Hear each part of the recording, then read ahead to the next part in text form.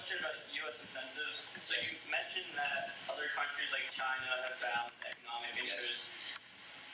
Doesn't it serve to reason that the U.S. and U.S. contractors also are going to see economic opportunities in Afghanistan? And when you talk about creating a system to leave behind, it seems like in addition to any political system to leave behind, there's going to be a corporate system designed to help these corporations and contractors. And, you know, it seems disingenuous to say that the U.S. is there primarily for this political system.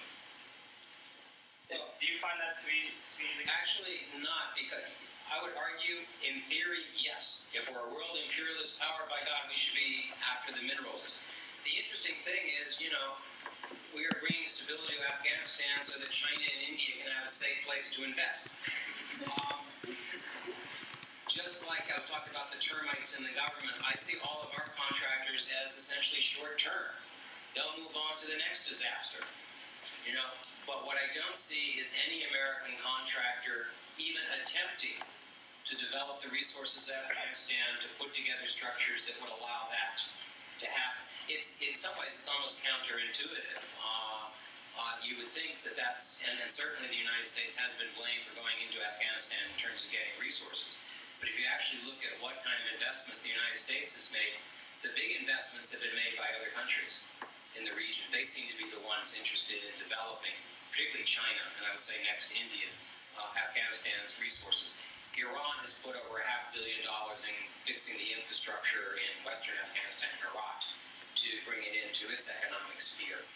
What is surprising to me is that I don't see any evidence at all of American corporations being interested in Afghanistan. Now, maybe it's because it's too far away. They don't understand Afghanistan. But what I see is almost entirely short-term contracts that are paid for by the international community. Nothing that will be, leave roots in Afghanistan. And the other things that I talked about, the highway that was built by India to the Persian Gulf, the railway that the Chinese are talking about. These are infrastructures that do have long-term economic consequences. But I see that as more intra-Asian development, that what Afghanistan needs to worry about is how much influence is China and India going to have? Are they going to be able to, are the Afghans going to be able to control their resources? But strangely enough, for all the blood and treasure that the United States has put into Afghanistan, I don't see much in the way of economic benefit coming, nor do I see any plans for that economic benefit. I want to thank everybody for coming, and also if